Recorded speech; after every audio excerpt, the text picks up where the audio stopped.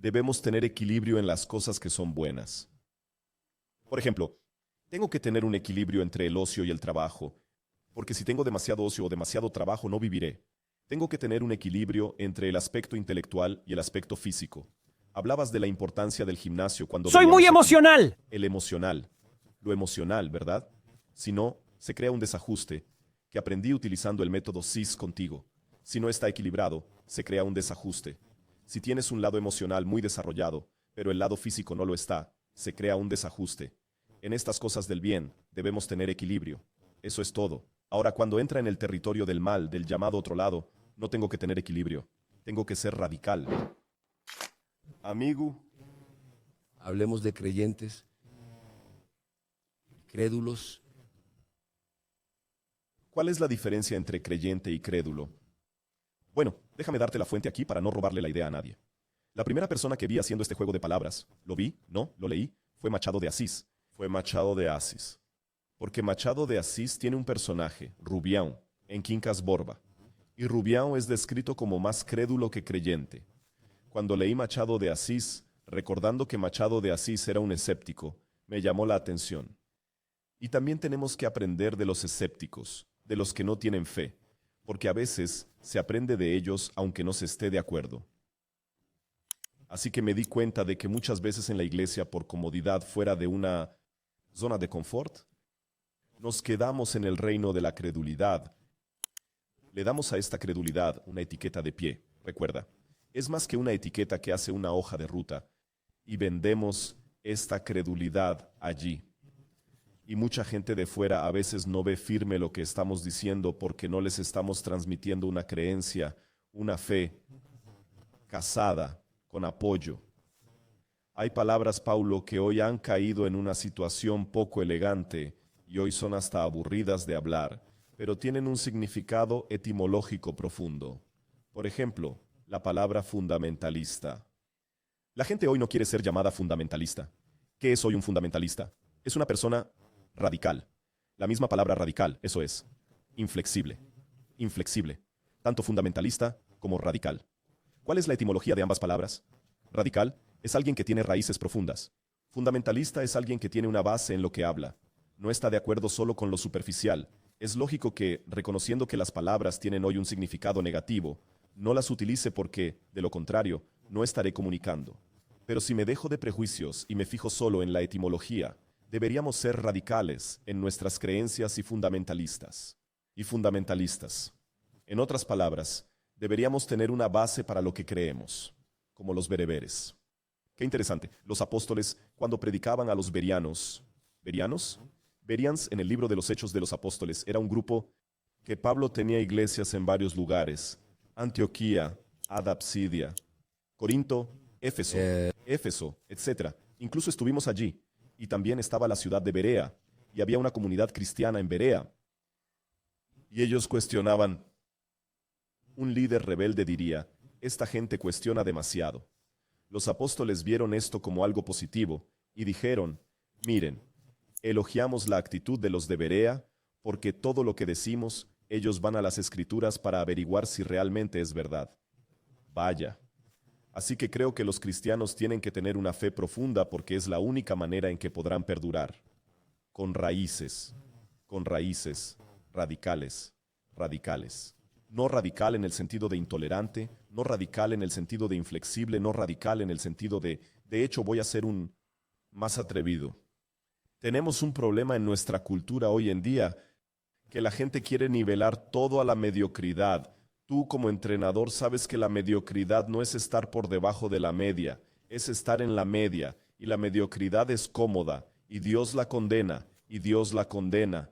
Ahora, qué cosa curiosa, cuando voy al capítulo 3 de Apocalipsis, que comienza allí, acerca de las 7 iglesias de Apocalipsis, una de las iglesias en la que estuvimos, que es la iglesia de la Odisea, hay una línea de Jesús a la iglesia de la Odisea, que dice lo siguiente: desearía que fueras fría o caliente, pero eres tibio, estoy a punto de vomitarte de mi boca. Analicemos. ¿Qué es frío? Es un extremo. ¿Qué es caliente? Es otro extremo. ¿Qué es tibio? Es Diferente. Yo equilibrado. soy Pero mira qué interesante. Jesús vomita lo equilibrado. Mario Sergio Cortella tiene un ensayo sobre eso. ¿Cómo que Dios vomita lo equilibrado? Ya que el consejo que más oigo es tener equilibrio en todo. Pero tal vez esa sea la trampa de esta frase. Deberíamos tener equilibrio en todo. No. Debemos tener equilibrio en las cosas buenas. Por ejemplo, debo tener un equilibrio entre el ocio y el trabajo. Porque si tengo demasiado ocio o demasiado trabajo no viviré. Tengo que tener un equilibrio entre el aspecto intelectual y el aspecto físico. Has mencionado la importancia del gimnasio. Muy emocional. El emocional. ¿Es eso cierto? Si no, se crea un desajuste, que aprendí haciendo el método CIS contigo. Si no hay equilibrio, se crea un desajuste. Si tienes un lado emocional muy desarrollado, pero el lado físico no lo está, hay un desajuste. En estas cosas del bien, debemos tener equilibrio. Eso es. Ahora, cuando entra en el territorio del mal, del llamado otro lado, no tengo que tener equilibrio, tengo que ser radical. No puede haber equilibrio entre el adulterio y la fidelidad. No puede haber equilibrio entre el cielo y el infierno, entre Dios y el diablo. Cuando estas cosas están a la orden del día, mi postura tiene que ser radical. Entre el bien y el mal.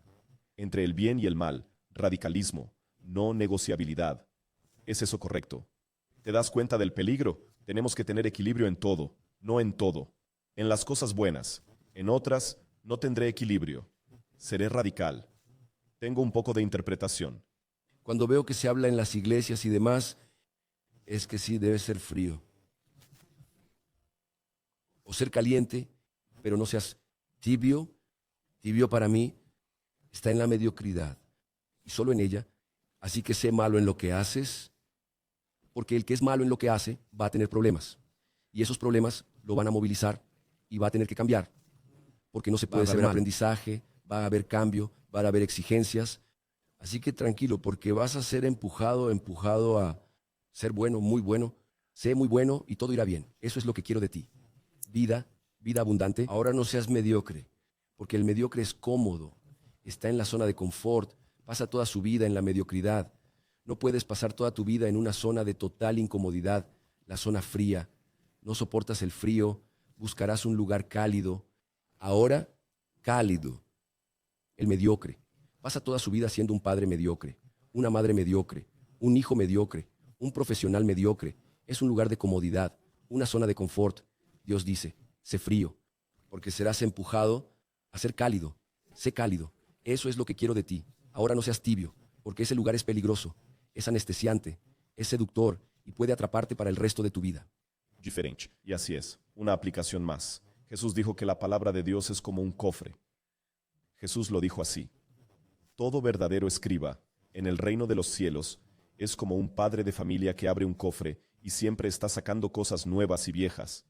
Podría ser una herejía, por supuesto, pero aplicaciones.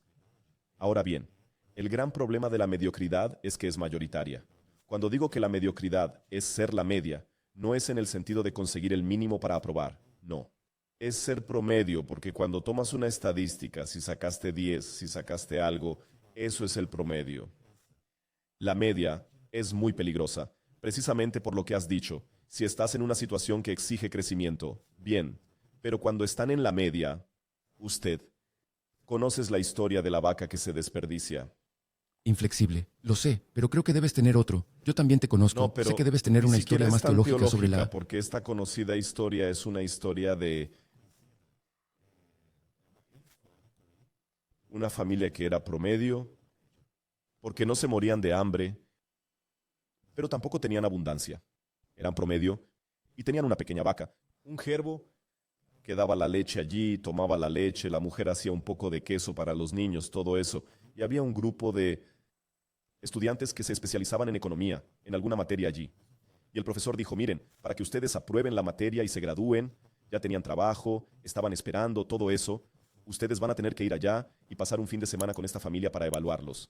Fueron, vieron al padre, a la madre, su miseria allí, pero una miseria media. Y volvieron con el informe, el maestro también, pero hay una cosa más para que usted pase. ¿Qué cosa, maestro? Dijiste que había una vaca allí, vas a tener que ir y tirar esa vaca al abismo y matarla. Esa vaca al abismo y matarla. Vamos a hacerlo. La familia tiene que hacerlo. Tienen que hacerlo. Tienen que hacerlo. Si no, no aprobarás. Desesperados, rompiendo un poco la ética, acabaron yendo allí de madrugada, mataron a la vaca, la empujaron al pantano y volvieron. Se graduaron, consiguieron sus trabajos.